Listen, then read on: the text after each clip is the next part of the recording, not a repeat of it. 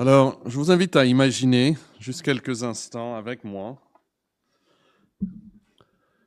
que vous avez reçu une invitation de la part de Dieu lui-même et qu'il se trouve à un certain endroit dans le monde. Il vous donne l'adresse et il vous dit qu'il veut vous parler directement. Et donc, il vous invite à venir le rencontrer dans un certain endroit. Que feriez-vous? Est-ce que vous serez prêt, par amour pour Dieu, à quitter votre emploi, à vendre vos biens et à partir à la rencontre de Dieu? J'espère que oui. J'espère que oui. J'espère qu'il est assez important pour nous. Mais Dieu veut nous rencontrer et Dieu veut nous parler. Et dans sa sagesse, il a choisi de nous communiquer par le biais d'une parole écrite. Et cette parole écrite se trouve dans la Bible. Et j'aime bien ce que Luther a dit aux gens de son époque qui faisaient, beaucoup voulaient faire un pèlerinage, 2 pèlerinages, plusieurs pèlerinages dans la vie. Il leur disait, le vrai pèlerinage chrétien, c'est aux prophètes et aux évangiles. C'était pour expliquer à ces gens, souvent assez simples, sans éducation, que si vous voulez rencontrer Dieu, si vous voulez faire un voyage pour aller rencontrer Dieu, ben, il fallait qu'ils aillent vers la parole de Dieu, vers la Bible. Et donc la Bible mérite d'être lue et elle mérite d'être étudiée, car en étudiant la Bible, c'est comme cela que nous connaissons de mieux en mieux le Seigneur. Et c'est pour cela qu'ici, dans cette assemblée, nous sommes vraiment axés sur l'enseignement de la parole de Dieu. Nous sommes convaincus que c'est là où l'homme rencontre Dieu. Alors, est-ce que nous sommes désireux de le connaître et prêts à mettre des efforts à le connaître dans sa parole? J'avais mon neveu ici avec nous récemment et on a commencé à parler de la Bible. Et puis, il nous a dit que, oui, franchement, il n'avait jamais lu l'Ancien Testament. Alors, on l'a encouragé plusieurs fois. On a dit, bon, ce voyage, il va être bien pour au moins une chose, de t'encourager à lire l'Ancien Testament. Il a dit, bon, j'ai déjà commencé. Il a déjà, même quand il était là, il s'est mis à le lire. Mais je crains, même si on faisait ici parmi nous, je ne vais pas le faire, mais si on disait, bon, qui ici a lu au moins une fois l'Ancien Testament, qu'il y aurait plusieurs qui n'ont jamais même tenté et qui n'ont jamais fait. Mais nous devons faire plus que lire, nous devons vraiment étudier et faire tout pour connaître. C'est vrai que c'est une éducation, on apprend des choses, mais c'est comme cela que Dieu nous communique. Et donc, nous avons ces survols et aujourd'hui, nous revenons pour faire plusieurs semaines dans cette série de survols de l'Ancien Testament. Ils ont été écrits par un pasteur qui s'appelle Robert Vincent et donc qui nous les a donnés sans aucun droit d'auteur. On nous a dit de les utiliser comme on le voulait. Et donc, on les a adaptés un peu.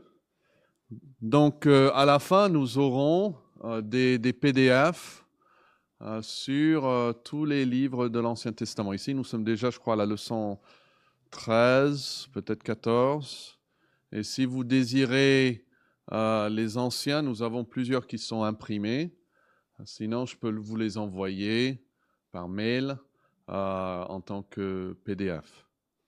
mais c'est une bonne manière de lire avant de entreprendre l'étude ou la lecture d'un certain livre de l'Ancien Testament. Alors, je vous demande d'aller au début de votre Bible où vous avez la liste, l'index, la table des matières, ça s'appelle dans ma Bible, de tous les livres. Et pour nous rappeler, notre Ancien Testament est divisé en sections. La première section a 5 livres. On l'appelle quoi, cette section? Voilà. Et Penta veut dire 5. Et c'est ce que les Juifs appelaient la Torah ou la loi. C'est les 5 livres de Moïse. Si vous avez une traduction allemande, au lieu de Genèse, Exode, Lévitique, vous avez 1 Moïse, 2 Moïse, 3 Moïse, 4 Moïse, 5 Moïse. C'est les 5 livres de Moïse. Après ces livres de Moïse, on a une autre section de livres et on appelle ça les livres, les livres historiques. C'est là où on trouve les histoires. Et le grand thème, là, c'est comment le peuple de Dieu a reçu le pays, a reçu la terre promise, et puis comment elle a perdu, et puis comment elle a après reçu encore une deuxième fois. En gros, c'est le schéma de ces livres. Et donc, vous avez donc Juges, Ruth, 2 Samuel, les rois, les chroniques, Esdras, Néhémie.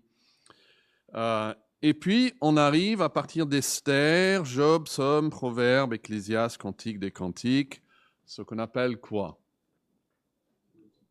Voilà, les livres poétiques. Ce sont des livres de sagesse que Dieu nous donne. Et puis, on commence après avec Ésaïe, Jérémie, Lamentation de Jérémie, Ézéchiel, Daniel, etc. Nous avons les prophètes. Okay, donc déjà, vous avez maintenant une compréhension de l'Ancien Testament. Et puis les prophètes sont divisés en 2 parties. Ésaïe est énorme, il avait son propre rouleau. Jésus, une fois, lit de ce rouleau d'Ésaïe. Il y a Jérémie, et à la fin de Jérémie, on avait mis aussi les lamentations de Jérémie, parce que c'est le même auteur humain. Et puis il y a Ézéchiel et Daniel. Et puis on commence avec Osée. Il nous reste combien de prophètes après? Voilà, on va les dire ensemble, il y en a 12. On y va?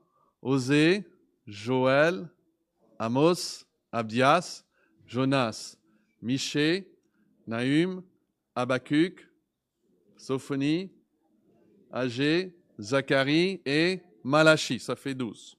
Et on appelle ça les petits prophètes.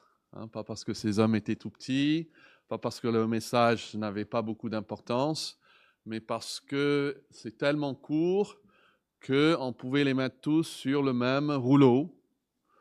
Et donc, ils étaient regroupés ensemble et on les appelle couramment les petits prophètes. Voici un peu survol de l'Ancien Testament. Et dans ces petits prophètes, nous allons voir aujourd'hui Amos et Osée.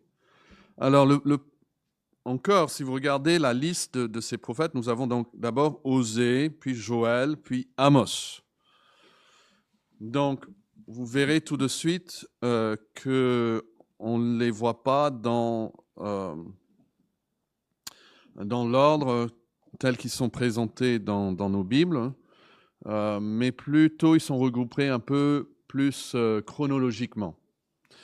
Et donc, nous avons Amos et Osée qui vont ensemble pour quelques raisons. Ils étaient à peu près, ils vivaient à la même époque. Amos vient probablement une dizaine d'années avant Osée. Et les 2 hommes avaient une prophétie ou des messages à donner de la part de l'Éternel au même peuple de Dieu. Parce que vous vous rappelez, la monarchie était unifiée sous Saül, et puis David et Salomon. Et après la mort de Salomon, qu'est-ce qui s'est passé au royaume d'Israël? Il y a eu la guerre civile. Et c'est devenu un peu comme la Corée du Nord, la Corée du Sud. Et il y avait donc deux nations. Peuple d'Israël, dans les deux, maintenant, ils sont divisés. Il y a le royaume du Nord et le royaume du Sud, qui est appelé Judée, ou Juda. Et donc, on a deux rois. Et quand vous lisez le récit des rois, un roi, deux rois, c'est difficile parfois à dire, OK, il est au sud, lui, il est au nord. Et quand vous lisez les chroniques, ça vous parle uniquement des rois du sud, pas les rois du nord. Et Amos et Osée vont prophétiser pendant le règne du roi Jéroboam. Alors, le premier roi du nord s'appelait Jéroboam. Donc, celui-là, c'est Jéroboam deuxième, le deuxième. Comme aujourd'hui, en Angleterre, le roi, c'est Charles, voilà, 3. Et pour reculer jusqu'au Charles II, il faut reculer plus de 100 ans. Donc ça, c'est Jéroboam II. Et il est roi dans le nord, donc dans ce royaume du nord. Alors, est-ce que vous pouvez trouver 2 rois, 2 rois, chapitre 14 et verset 25. Est-ce que quelqu'un peut nous lire? Ça va nous donner un peu le contexte historique. 2 Rois 14 et verset 25.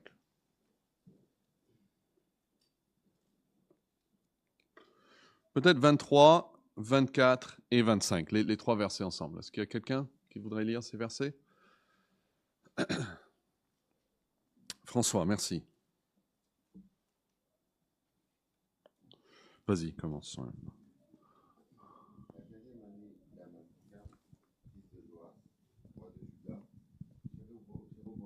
Fils de Joas, roi d'Israël, régna à Samarie. Il régna 41 ans. Il fit ce qui est mal aux yeux de l'Éternel.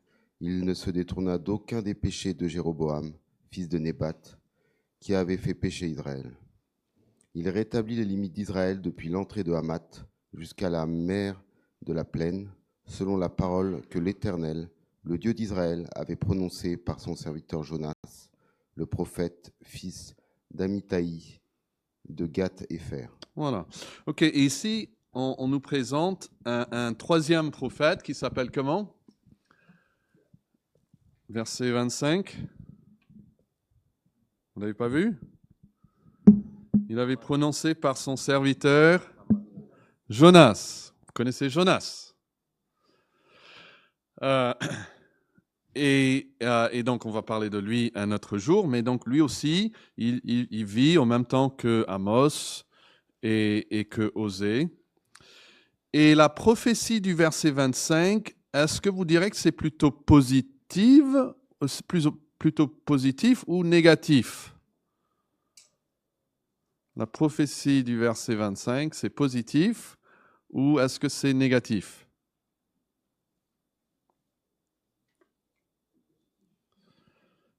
C'est positif, non? On est d'accord? C'est pas dur. Il rétablit les limites d'Israël. Donc, en fait, ils avaient perdu du territoire. Jonas est venu. Il a prophétisé que Israël, en fait, allait gagner des batailles, allait regagner ce territoire. Et effectivement, c'est ce qui est arrivé. Donc, on peut imaginer, c'est pas dit, mais on peut imaginer que Jonas était à cette époque plutôt apprécié par le roi, parce qu'il lui prophétise du bien, et ce bien arrive. Dieu va plus tard envoyer Jonas ailleurs, et Jonas va avoir du mal, mais ça joue même dans la difficulté qu'a Jonas de partir à Ninive et de leur annoncer la miséricorde de Dieu. Voilà, donc on est dans un règne où il y a du succès, il y a une croissance. On va dire que le PIB est en train de croître. La courbe a été, qu'est-ce qu'on a dit, inversée. Ouais. Il y a un terme là qu'on entendait beaucoup il y a quelques années. Et il y a une croissance, surtout parmi les nobles et les riches, mais souvent c'est au prix des plus pauvres et des esclaves. Il y a de plus en plus d'esclaves, même parmi leurs frères, ils prennent des esclaves. Et il y a beaucoup de péchés qui se font. Donc, ça c'est un peu le contexte. Si vous pouvez trouver un nom, Amos.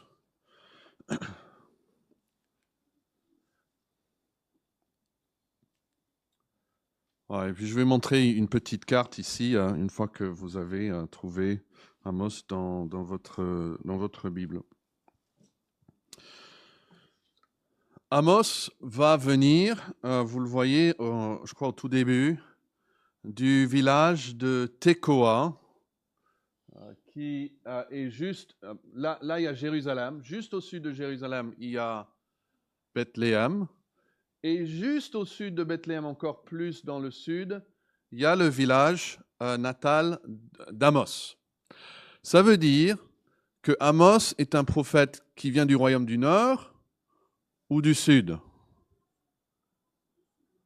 Il est un prophète qui vient du royaume du Sud. Et Dieu va l'envoyer à Bethel.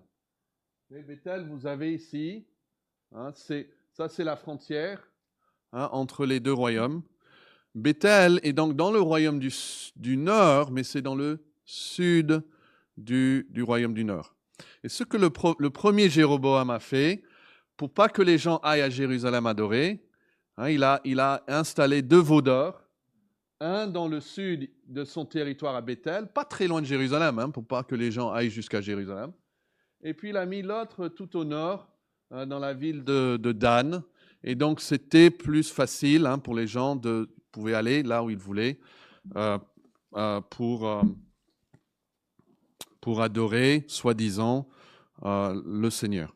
Et puis si vous regardez en Amos, chapitre 7, est-ce que quelqu'un veut nous lire les versets 10 à 15 pour comprendre un peu plus qui est Amos. Amos, chapitre 7.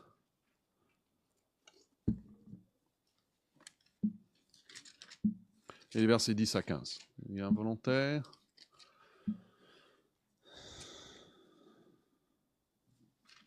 Oui, Luisante, merci.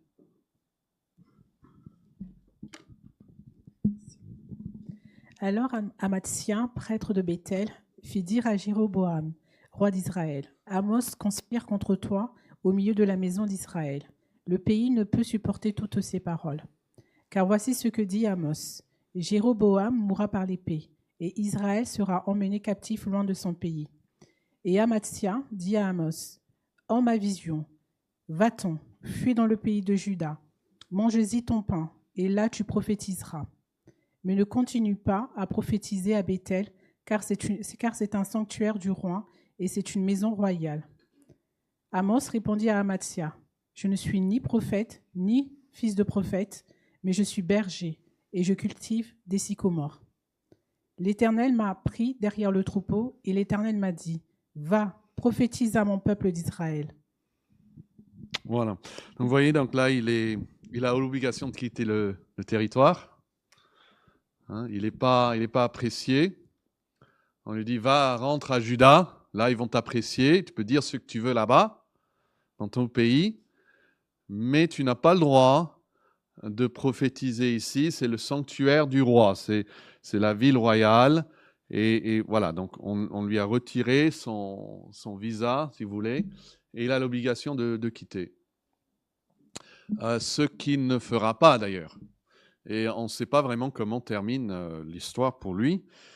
Mais il dit que, verset 14, qu'il n'est en fait pas prophète, même fils des prophètes.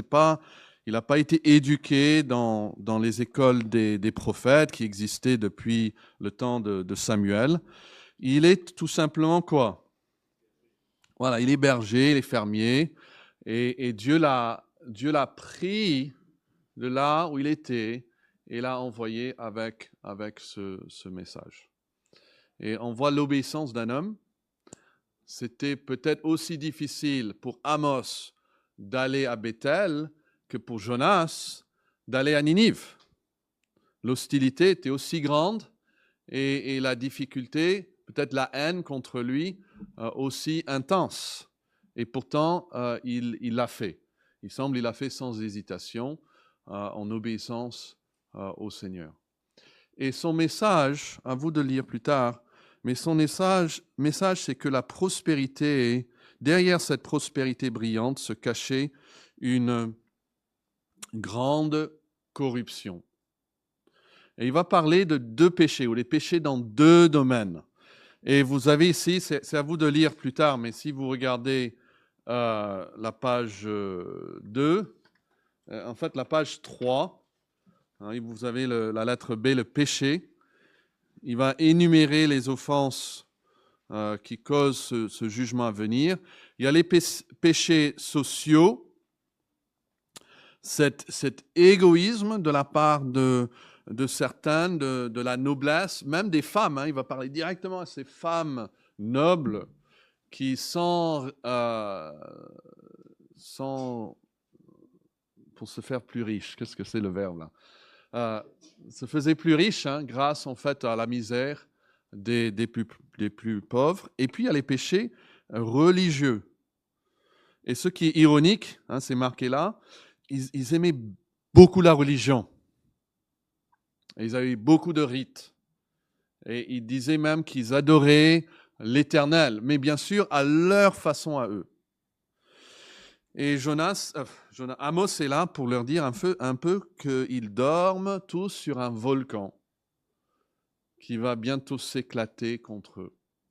On dit même que ce sont des prophètes qui sont au chevet d'Israël, parce que c'est bientôt la fin, ça sera bientôt la fin de cette nation. Mais cette prospérité qui arrive à ce temps est trompeuse. Et ça peut aussi nous arriver, hein, des choses commencent à aller mieux, on se dit « Ah !» Et en fait, la prospérité peut nous tromper pour qu'on ne voit pas le malheur qui suivra. Et il faut croire aux paroles de l'Éternel, ceux qui ne sont pas prêts à faire. Et donc, vous avez les thèmes d'Amos, hein, Dieu, le péché, le jugement et la restauration. Et ça, c'est le message d'Amos. Et même si nous sommes très éloignés de cela, il y a beaucoup d'applications aussi à faire à nos vies, surtout le fait de croire au jugement de Dieu, même si tout ce qui nous entoure semble le contredire. Hein, on lit, Pierre va en parler des gens qui vont dire « Mais où est la fin du monde, hein? Les choses continuent comme depuis le début. » On parle plus de l'évolution, hein, que de la destruction du monde. Et la Bible est là pour nous dire « Non, il y a une fin. La fin de tout homme viendra. » Si on revient dans 100 ans, nous, même les plus jeunes ne seront plus là, même si le monde existe. On ne connaît pas le jour de notre mort. On a visité hier le cimetière américain de Meuse. J'oublie le nom. Mais il y a plus de 14 000 jeunes hommes qui sont enterrés. C'est impressionnant de voir 14 000 croix comme ça. Et beaucoup, j'ai compté une quinzaine là où ça dit inconnu ou connu seulement à Dieu en fait. Il y a une marque connu seulement à Dieu, connu seulement à Dieu. Et j'ai trouvé même un jeune homme qui s'appelait Amos. Son prénom était Amos. Mais voilà, ils sont morts très très très jeunes, par des milliers. Des choses pourraient encore arriver de nos jours. Et nous devons nous fier donc à ce que nous dit la parole de Dieu. Donc il y a Amos, et je ne peux même pas suivre, je n'ai même pas le temps de suivre ce qui est là, mais à vous de lire plus tard, et puis de lire aussi le livre biblique. Et puis il y a Osée. D'accord? Donc, si vous trouvez la page 4, on arrive à Osée. Alors, Osée est surtout connu pour quelle raison?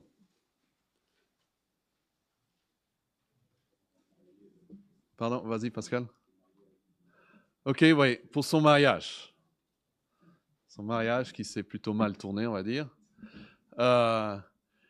Et voilà, ça c'est la raison pour laquelle la plupart des gens se souviennent d'Osée.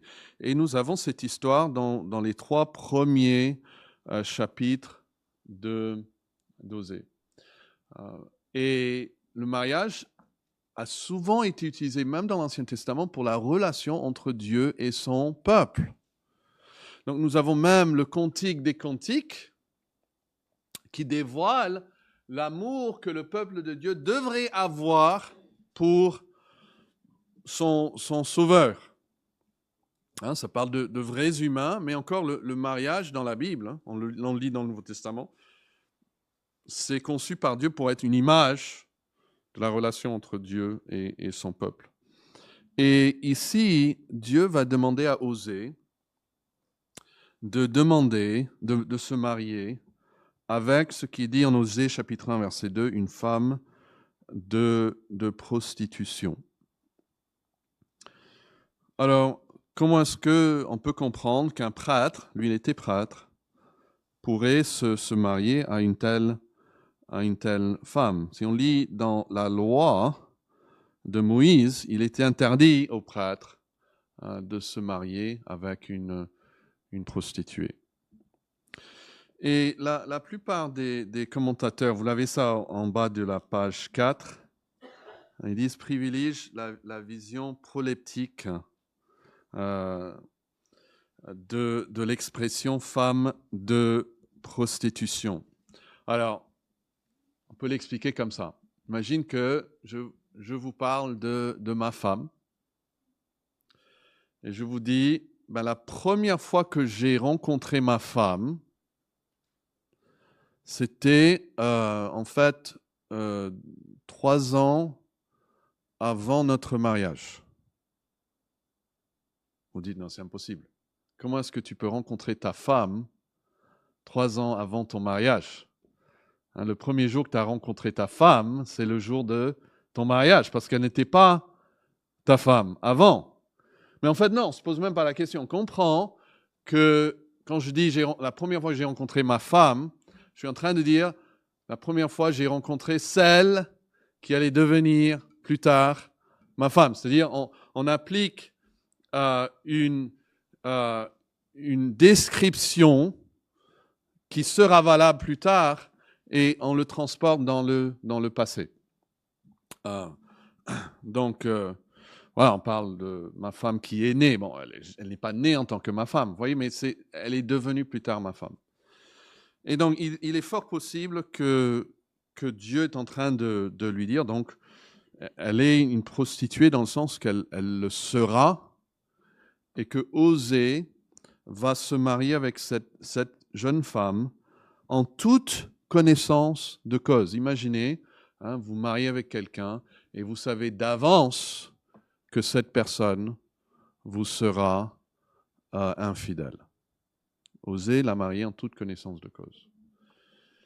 Et parfois, les choses comme ça arrivent encore de nos jours. Hein. La meilleure amie de ma femme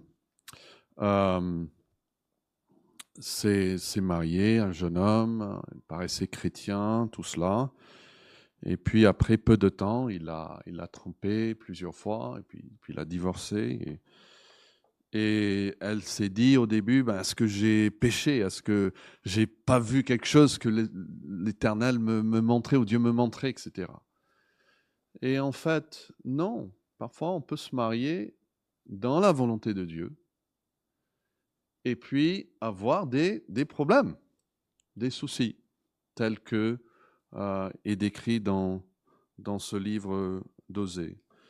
Donc Dieu utilise le mariage d'Osée avec cette femme de prostitution qui donne naissance à ce qu'il appelle des enfants de prostitution pour illustrer l'adultère spirituel d'Israël contre Yahvé. Et nous, on dit, mais c'est grave ça. Même aujourd'hui, on dit, mais c'est grave ça. Oui, mais Dieu veut nous dire encore aujourd'hui que notre immoralité est grave aussi. Vous voyez, même aujourd'hui, on a tendance à dire, bon, contre Dieu, c'est une chose, mais une femme contre son mari, c'est pire. Non, en fait, c'est pas pire. Osée a été invité par Dieu à entrer dans la souffrance du Seigneur. Paul a dit, je veux connaître non seulement la puissance de la résurrection, mais la communion même de ses souffrances. Et Osée ici entre dans la communion des souffrances de Dieu qui a un peuple qui lui est infidèle. Et en Jacques, il va parler aux chrétiens donc du Nouveau Testament, il va dire « Adultères que vous êtes, ne savez-vous pas que l'amitié du monde, c'est... » Et maintenant le mot m'échappe tout d'un coup. Oui, merci. L'inimitié contre Dieu. Donc encore de nos jours, et après nous comprenons la nouvelle alliance, que nous sommes unis à Christ grâce à cette alliance. Il est notre époux, nous sommes l'épouse de Christ. Notre fréquentation trop étroite avec le monde, notre amour pour le monde et les choses du monde et l'appréciation du monde et les valeurs du monde, Dieu les vit lui-même, il est attristé, la Bible nous dit. Il les voit comme un adultère de notre part. Mais ici, on voit dans cette histoire que Osée est fidèle à sa femme. Il va la racheter, il va payer même de l'argent pour la reprendre. Il va l'isoler aussi pendant un temps. Et puis, à partir du verset 4 jusqu'à la fin, vous avez, si vous voyez ça sur la page 4, vous avez la condition d'Israël expliquée. Et Dieu va annoncer l'exil comme punition contre eux, pour les isoler, pour les enlever de ces péchés. Parce qu'en fait, ils insistaient à continuer dans l'idolâtrie. Mais chaque section se termine par un appel au peuple de revenir à son Dieu. Et donc, vous avez, je crois que c'est le deuxième paragraphe sur le numéro 2 sur la page 4. Puisqu'il s'adresse au même public, Amos et Osée se recoupent dans leurs exposés des péchés du châtiment à venir du royaume du Nord. Ils sont tous les deux orientés vers les thèmes généraux de Dieu, du péché, du jugement, de la restauration. C'est les 4 thèmes qu'on peut trouver dans les deux.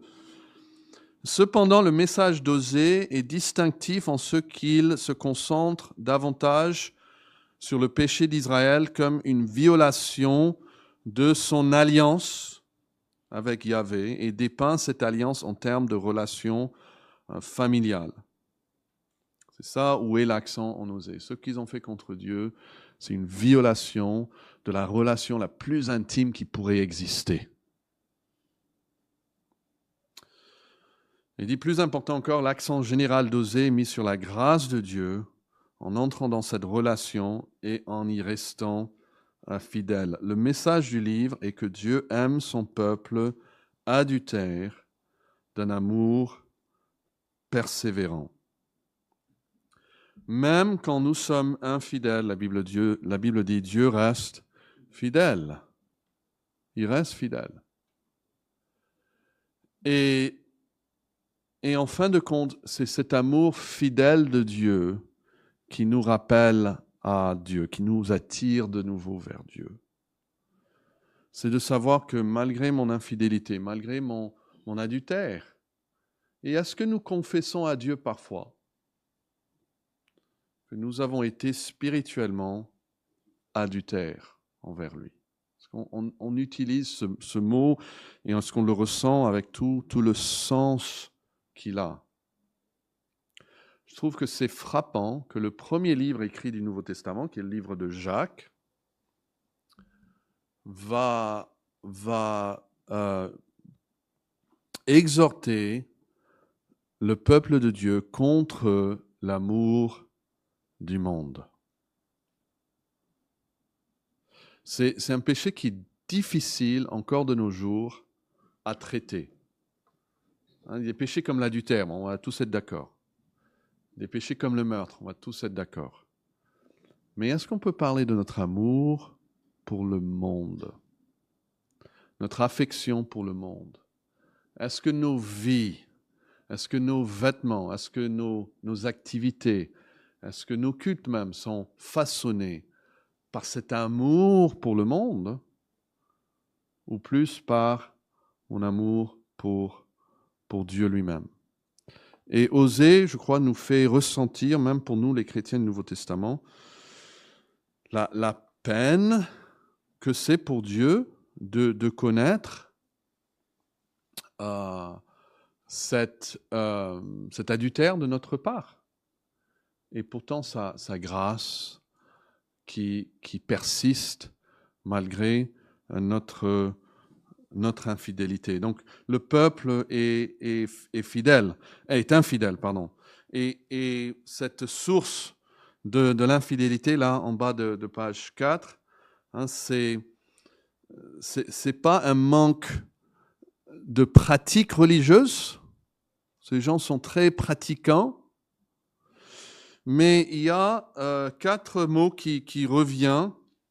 Là, vous avez le premier paragraphe sous le numéro 1, la source de l'infidélité. Là, à la fin, vous avez ce mot vérité, miséricorde, et puis connaissance de Dieu. Il y a 3, je pensais qu'il y avait 4. Mais en tout cas, c'est surtout ces domaines de la vérité et de chesed, cette loyauté que Dieu démontre, que l'homme ne démontre pas envers Dieu, que l'homme n'a pas envers Dieu.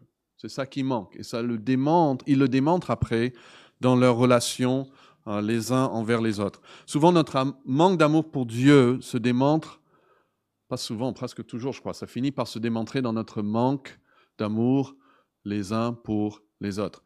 C'est Tite qui dit que on se haïssait avant de connaître, on se haïssait.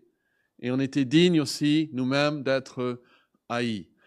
Et donc, les conflits dans le monde, et les conflits dans nos couples, les conflits entre frères et sœurs, les conflits dans nos familles, entre collègues, etc., tout ça, ça démontre une relation brisée entre l'homme et son Dieu. Et donc, Amos, si vous comparez Amos avec Osée, Amos va beaucoup parler de ses péchés les uns envers les autres. Et Osée va lier cela à cette relation brisée entre le peuple et son Dieu.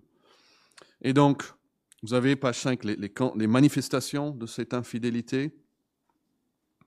Il y a des péchés sociaux, dont Amos en parle surtout, des péchés politiques avec ses alliances avec des nations païennes, et puis des péchés religieux, ces veaux d'or de Bethel, il change le nom de Bethel, qui veut dire maison de Dieu. Bethléem voulait dire maison de pain. Bethel, c'est pour Elohim, maison de Dieu. Et il change ici en Bethavan, c'est-à-dire maison de méchanceté. C'est ce que ça s'est devenu. Et Jésus, quand il vient et il va nettoyer le temple, il va dire, vous avez changé la maison de mon Père, qui est une maison de prière, et vous avez changé en caverne de voleurs. En maison, ici, de méchanceté. Et parfois, les pires des péchés se font dans des édifices religieux. Parce qu'on prétend servir un Dieu qu'on est en train de combattre et de rejeter.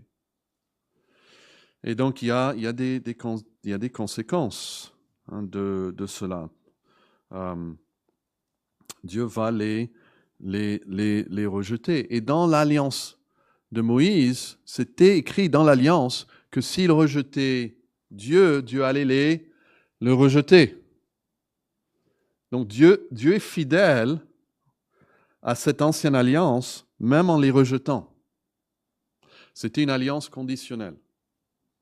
Si j'ai un contrat avec quelqu'un, je vais payer 1 000 € pour qu'il fasse quelque chose chez moi. Moi, je signe, il signe. S'il ne le fait pas, je ne suis pas infidèle si je ne lui donne pas les 1 000 €, n'est-ce pas? C'est un contrat.